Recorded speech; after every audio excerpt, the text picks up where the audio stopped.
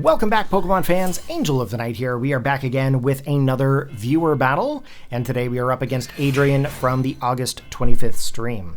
I apologize, Adrian. I don't remember what your actual handle is on YouTube, so if you're watching this, please let us know.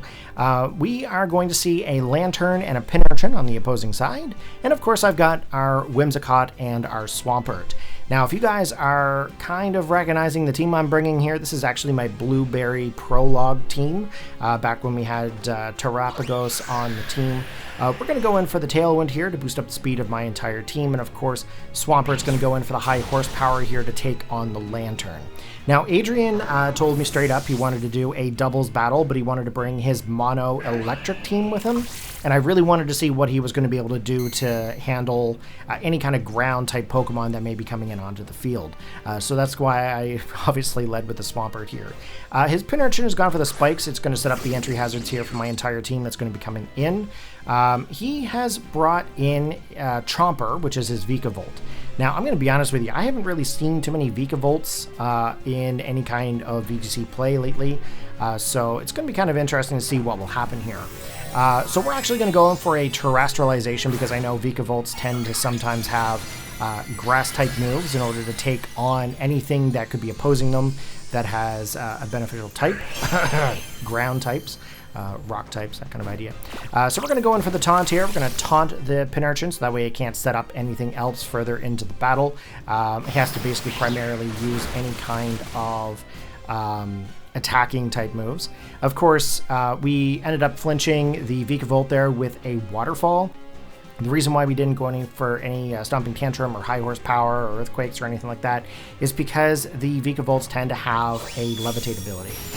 So our Whimsicott's going to go in for the Dazzling Gleam here. That's going to be able to hit two Pokemon at once. And then, of course, we're also going to follow it up here with a Waterfall. Now, the Vikavolt has ended up going in and setting up a Sticky Web, so that's going to lower the speed of Pokemon coming in. Luckily for us, we still have our Tailwind capabilities. The Pinarchin has actually ended up going in for a actual attacking move. Doesn't really do much. It's not really more of an attacker Pokemon per se. It's more of like a support type Pokemon. So with that being said, we're going to kind of make some decisions here on what we're going to want to do. We are going to be waiting for our opponent, and of course, Whimsicott's going to go in for the Dazzling Gleam. We're going to end up picking up the KO onto the Vikavolt, and of course, we do very minimum damage onto the Pinarchin.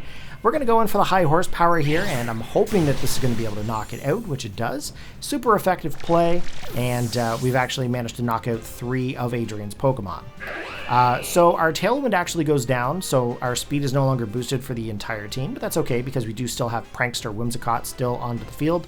It's actually kind of interesting that there hasn't really been much to be able to take on this Fairy typing yet. And then, of course, Iron Serpent comes in, which is Miraidon. And then, of course, there's also an Electivire called Buzz Zap. Now, of course, the Hadron engine has actually activated, setting up the electric terrain. So it's going to boost up any kind of electric-type moves that may be coming in from the opposing Pokemon, or even from mine, for a matter of fact. We're going to see a Terrestrialization here coming in from Adrian's side, and of course, is it going to be Miraidon? Yes, it is.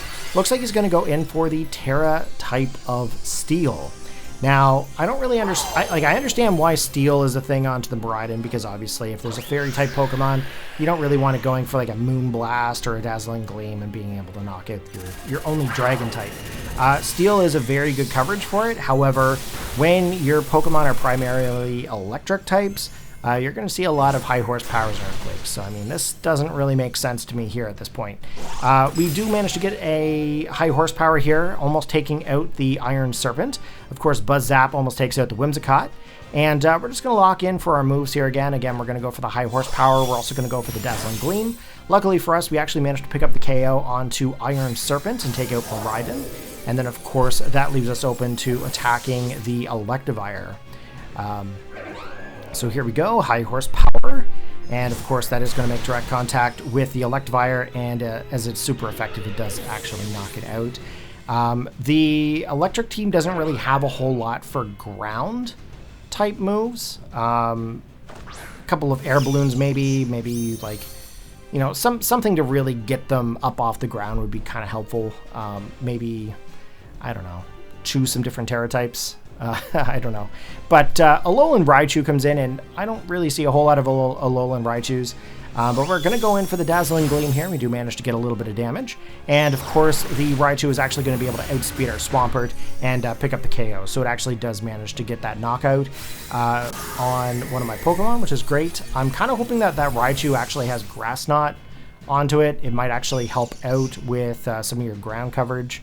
But we're going to bring in Terapagos here now. Now, I haven't really been able to use Terapagos lately because it's kind of one of those Pokemon that people frown upon. And anyways, we're going to just bring it into the field.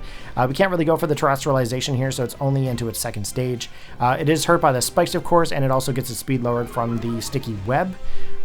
So now at this point, we are going to go for the Taunt into Pancakes, and then, of course, I'm also going to go for the Terra Starstorm, try to get some damage off onto that, that Raichu. Now, I did go for the Taunt just in case I had Thunder Wave. I didn't really expect a Thunder Wave, but I really didn't have much to really do onto the Raichu. We do manage to take that hit quite well, and then, of course, we're going to finish up with the Starstorm, and that is going to be game. So, good game, Adrian. Thank you very much for the battle. And like I said, I forgot your YouTube handle, but if you do see this, post a comment, and I will link to your channel if you do some uploads and stuff. So, take care, guys. Have a good one, and I'll catch you guys next time.